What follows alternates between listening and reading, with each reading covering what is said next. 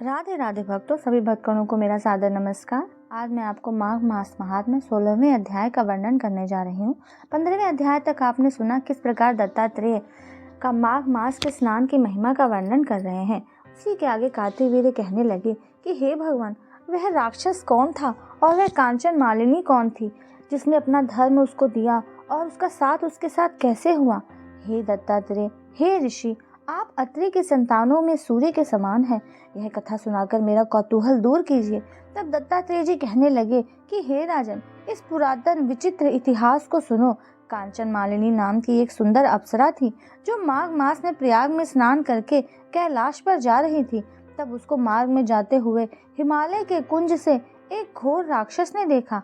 उस सोने जैसे तेज वाली, सुंदर कटी वाली, बड़े बड़े नेत्र वाली, चंद्रमुखी, सुंदर केश और 3 पयोधर वाली सुंदर अप्सरा को देखकर उस राक्षस ने कहा कि हे सुंदरी, हे कमल नयनी, तुम कौन हो और कहाँ से आ रही हो? तुम्हारे वस्त्र और वेणी भीगी हुई क्यों हैं? तुम आकाश मार्ग से कहाँ जाती हो और किस पुण्य के प्रताप से तुम्हारा शरीर ऐसा तेजस्वी और रूप जैसा मनोहर है?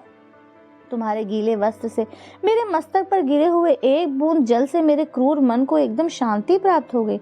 इसका क्या कारण है? इस जल की क्या महिमा है?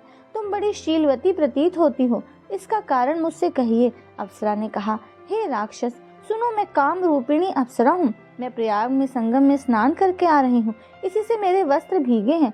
अब कैलाश पर जा रही हूँ, जहाँ पर श्री शिव निवास करते हैं। त्रिवेणी के जल से मेरी सब क्रूरता दूर हो गई, जिसके पुण्य प्रभाव से मैं इतनी सुंदर और पार्वती जी की प्रिय सखी हुई हूँ। सो आश्चर्य देने वाला उदाहरण मुझसे ब्रह्मा जी ने कहा था। सो सुनो, मैं कलिंग देश के राजा की वेश्या थी। रूप, लावण्य और सुंदरता में अपूर्व थी। मेरी सुंदरता पर सारा नगर मोहित था और मैंने अनेकों प्रकार के भोग भोगे। अनेक प्रकार के वस्त्र और आभूषणों के घर में कोई कमी नहीं थी। कोई कामी पुरुष आपस में स्पर्धा ही से मृत्यु को प्राप्त हो गए। इस प्रकार नगर में बड़ी सुंदरता से यौवन व्यतीत हुआ और मैं वृद्धावस्था को प्राप्त हो गई। तब मेरे मन में विचार उत्पन्न हुआ कि मैंने अपनी सारी आयु पापों में ही व्यतीत कर दी। धर्म का कोई कार्य, दान, तप, यज्ञ आदि नहीं किया। शिव या दुर्गा जी की आराधना नहीं की, न कभी भगवान विष्णु का पूजन किया। इस प्रकार अशांत चित्त से मैंने एक ब्राह्मण की शरण ली जो वेदों का ज्ञाता और ब्रह्मनिष्ठ था। मैंने उनसे पूछा कि मेरा निस्तार किस प्रकार से हो सकता है। महाराज, साधु सज्जन अच्छे और बुरे सभी पर दया करते हैं, इसलिए मुझ दीन पर भी कृपा करके मुझ कीचड़ में डूबी हुई को पकड़कर उबारिए। क्षीर सागर क्या हंस को ही दूध देता है, बतख को नहीं देता है?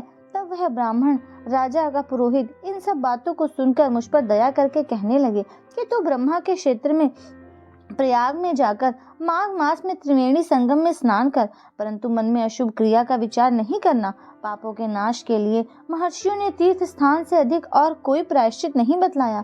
प्रयाग में स्नान करने से तू अवश्य पवित्र होकर स्वर्ग को जाएगी। हे भामिनी, पुराने समय में गौतम ऋषि की स्त्री को देखकर इंद्र ने काम के वशीभूत होकर कपट वेश से उससे भोग किया, इसलिए ऋषि द्वारा श्राप दिया गया और उसका शरीर अत्यंत लज्जायुक्त हजारों भगों वाला हो गया। तब इंद्र नीचा मुंह करके अपने पाप कर्म की बुराई करने लगा। मेरु पर्वत के शिखर पर स्वच्छ जल वाले सरोवर पर एक स्वर्ण कमल से भरे हुए कोटर में घुस गया और अपने पाप को धिक्कारता हुआ कामदेव की बुराई करने लगा कि यह सब पापों का मूल है। इसके ही वशीभूत होकर मनुष्य नरक में जाते हैं और अपनी धर्म, कीर्ति, यश और धैर्य का नाश करते हैं। परंतु ऐसा सोच रहा था सो इंद्र के बिना सारा देवलोक शोभाहीन हो गया। तब देवता, गंधर्व, किन्नर, लोकपाल इंद्राणी के सहित बृहस्पति जी से जाकर पूछने लगे कि महाराज, इंद्र के न रहने से स्वर्ग ऐसा शोभाहीन हो गया है जैसे सतपुत्र के बिना श्रेष्ठ कुल। इसलिए स्वर्ग की शोभा के लिए कोई क्रिया सोचिए, इस विषय में देर नहीं करनी चाहिए। तब बृहस्पति जी कहने लगे कि इंद्र ने बिना सोचे विचारे जो कर्म किया है वह उसका फल भोग रहा है। सो वह कहाँ है, मैं सब जानता हूँ। फिर गुरुजी ने सबको साथ लेकर स्वर्ण कमलों से युक्त बड़े सरोवर में इंद्र को देखा, जिसका मुख मलिन और आंखें बंद थी। तब इंद्र ने बृहस्पति जी के चरणों में पकड़कर कहा कि इस पाप से उद्धार करके आप मेरी रक्षा कीजिए। तब बृहस्पति जी ने इंद्र से कहा कि प्रयाग में स्नान करने से ही तुम पाप मुक्त हो जाओगे। तब इंद्र सहित सबने ही प्रयाग में जाकर संगम में स्नान किया और त्रिवेणी स्नान से इंद्र पाप मुक्त हो गए। तब बृहस्पति जी ने इंद्र को वरदान किया कि तुम्हारे शरीर में जितने भाग हैं सब नेत्र हो जाएं।